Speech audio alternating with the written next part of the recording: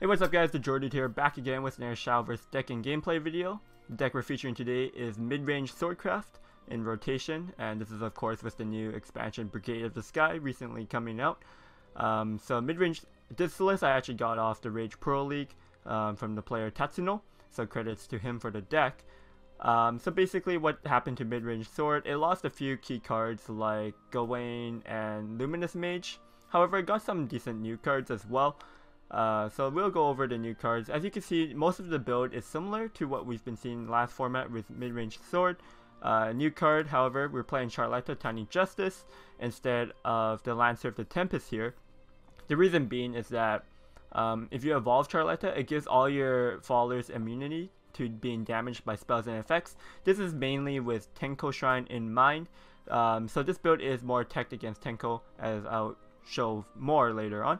But yeah, we're running 3 Charlettas, and this is to combo with our Roundtable Assembly as well. We're running 2 copies of that, so you're always going to be pulling your Charletta and your Mars, which is pretty decent for 5 play points.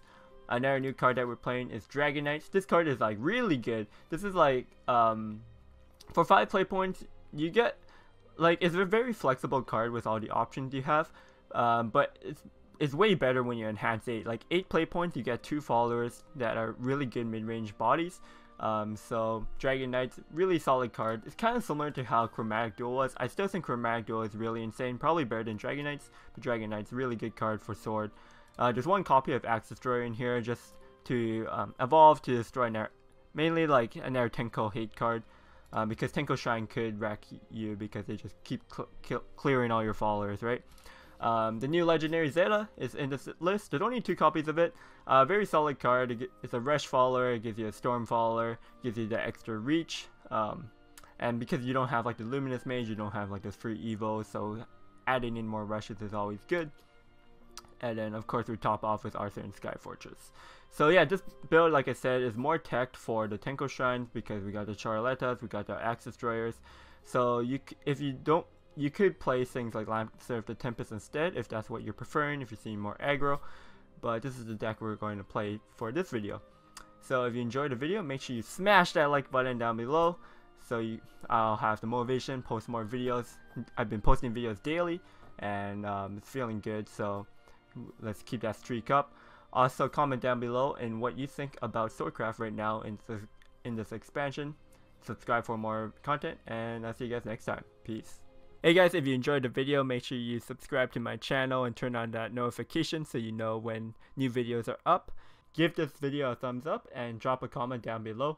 As always guys, I appreciate the support and thank you so much for watching my video. Ooh, we got a Swordcraft mirror. That's interesting. I assume it'd be a mirror match.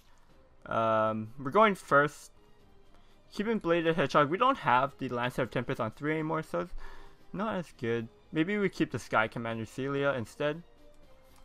Just because the 2/2 could trade into his 2-drop if we need to. Alright. We'll probably try to keep 1 Celia for turn 5, just because it's a good turn 5 enhanced play. But yeah, going first, always good in the mirror match because we get to play King Arthur first, which is always nice. Holy Bear Knight better than Celia because Celia increases in value over time because it's more flexible with the enhance. Ooh, he's just passing his turn 2. That's going to be rough for him because now I get to develop my Mars, and he can't have an answer to this because it's protected by my ward, so Lancer of Tempest can't deal with it. Also, if he has a Valse, he can't use the Valse for anything. Okay, plays a Charletta. We could Lancer and Celia, or we could go Valse plus the Fatal Spellbomb. By going Lancer and Celia, I'm only sticking 1 follower, and same as the Valse. If I play the Valse now and use the Fatal Spellbomb, because if I go Lancer and Celia, it means that he evolves something over my Bear Knight, so maybe Valse is better next turn. But I want to play Celia on 5 next turn anyways, so I think I'd rather just go for the Valse here. It's just a bit more efficient with my followers. And I still have a 2/3, so the board state's the same. Except now I get to save my Celias, which I think has a bit more value than my spell bombs at the moment. Especially if this Mars sticks. Like, if you can't deal with this Mars next turn, my Celia is just like destroying him. Okay, so he's got a boss. So the spell bomb gets to deal with my Mars, unfortunately.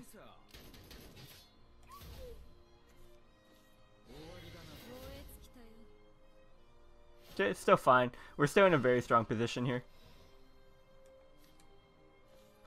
Seal of Hope, just to get our board wide.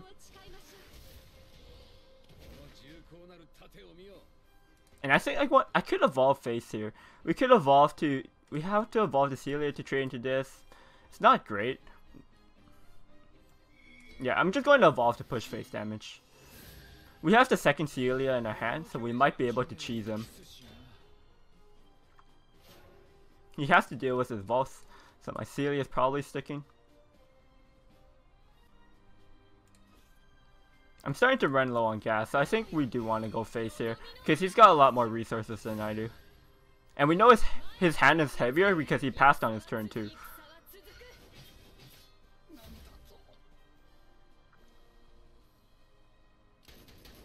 Okay, he's taking the value trade. So we have 6 damage here, plus 8, 10, 12. He's just dead. 6, 10, 6, 8, 10, 12. Yeah, he's just dead. That's why we go face.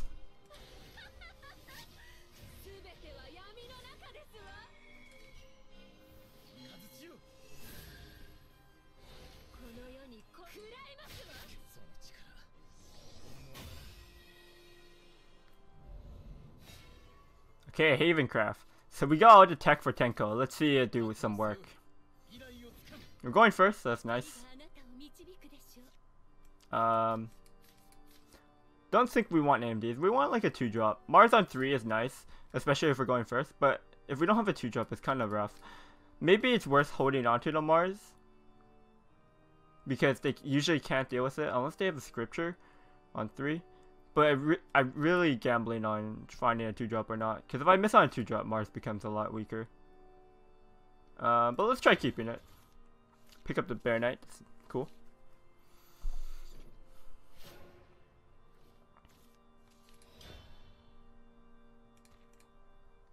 This is a decent hand. Like, Roundtable Assembly is very strong on 5.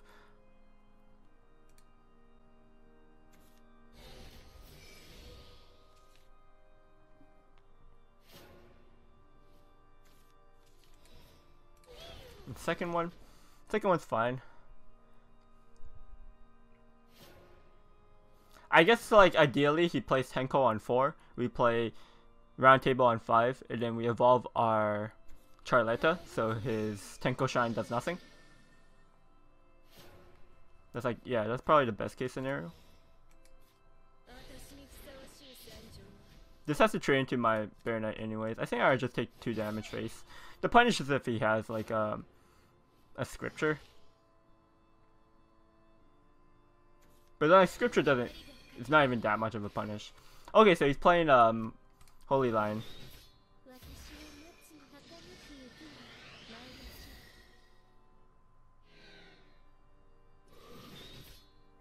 Holy Lion Crystal has been picking up in popularity recently. We could play a second Mars here. It just dies to his evil, so I'm not a big fan of it. Yeah, it just dies to his evil, so I'll just play the Holy Bear Knight here. We have to take the trade. So yeah, my turn 4 play is very weak here. I might be out-resourced by the Holy Lions, depending how fast he can get it.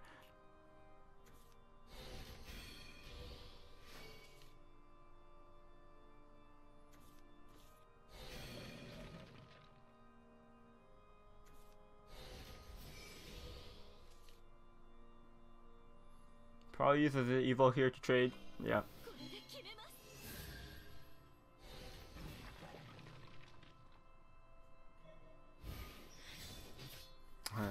Being at 4-1, it's like super annoying. I don't want to evolve into it. Could play a Lancer instead. Lancer and Mars. It's not very good. We played a roundtable assembly. It also makes our thins out our deck a bit. So do we want to evolve to kill this? So we evolve, we trade over. He evolves something to trade over me. Then I Zeta whatever he plays. I guess so.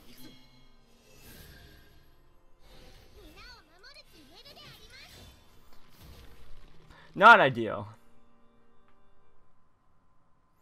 It would have been good if I got the my last Mars and my Charlotta out. So my second roundtable assembly will guarantee pull a Mars and a Charlotta. Unless I draw one of them, then my roundtable assembly just loses its value.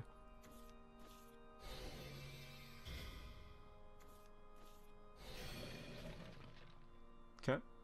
So if it evolves this, my Zeta could trade over and I don't lose my Zeta.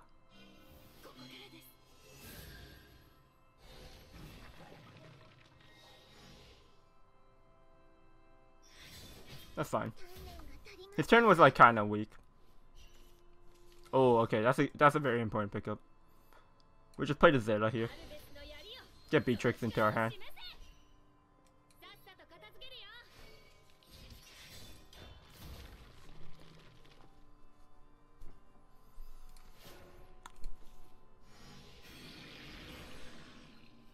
Next time we get to drop Arthur, and it should be good. We're one turn before he could play Themis Purge, if they are running Themis Purge, so we could try to get as much damage as possible in with the Arthur.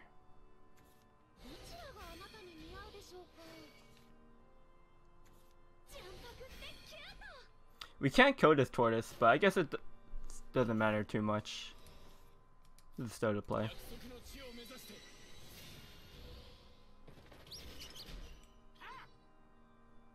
If we really want to, I guess we could, but it's not worth it.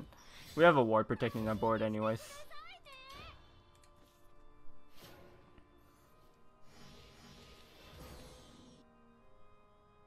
So he's played 2 or 3 Holy Lions. Okay, so the next one will be a 4/4. Sure. It's still pretty slow.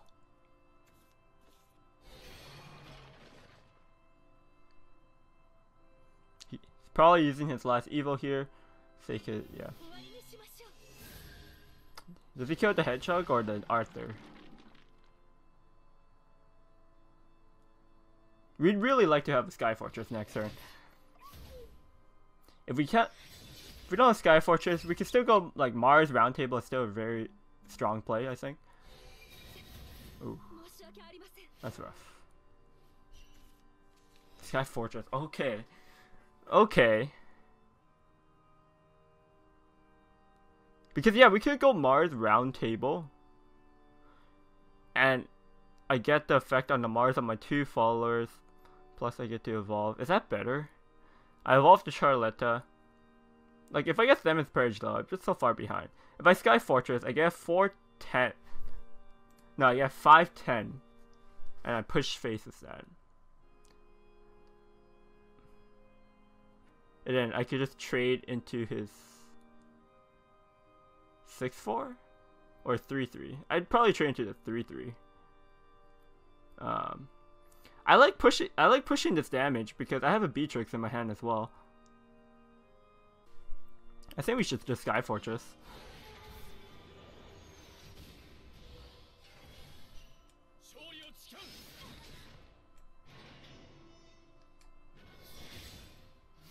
I think this forces him to use a Themis Purge, and then my refill is Mars plus Roundtable. Because if I went Mars and Roundtable, I commit a lot onto my board, and then I don't have as good of a refill if he clears with the Themis Purge.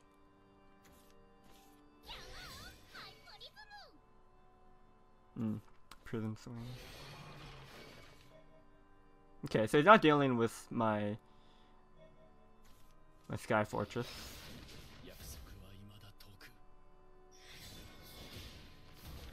2 damage off.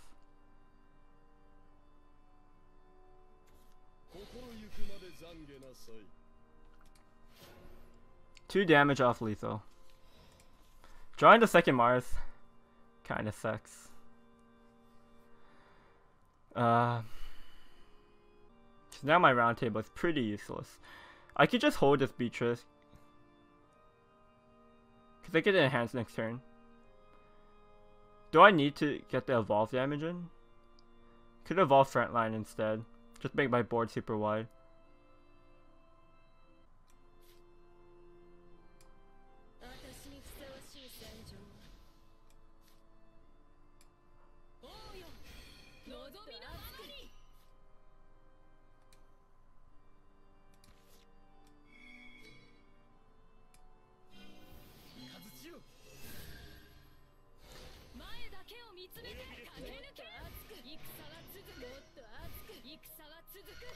I think I could go wide here. He showed that he didn't have a good clear. This does play into Beacon John though. But was there a better way of playing around Beacon John? I could have played the Hedgehog. The Hedgehog wouldn't have died to Beacon John, I guess. He doesn't have it though. I think it's just over.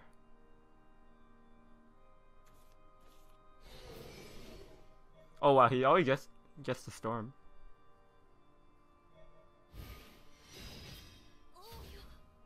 Ooh, can we beat these storms?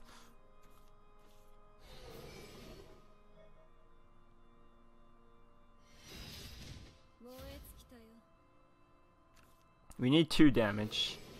We need 3 damage. Can we get 3 damage anywhere? I guess if we need to draw a Celia. Oh, okay. I could play Beatrix because it recovers 6 play points, and I could play Celia. So how much damage is that? That's 5 plus... That's 5 here plus 4. It's 9. Wow, that's sick.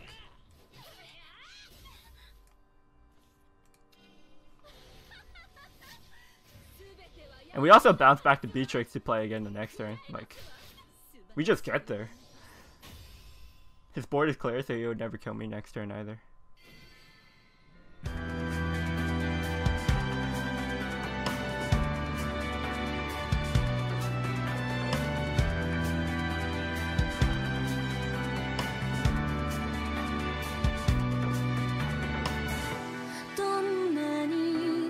望んでも叶わない明日があると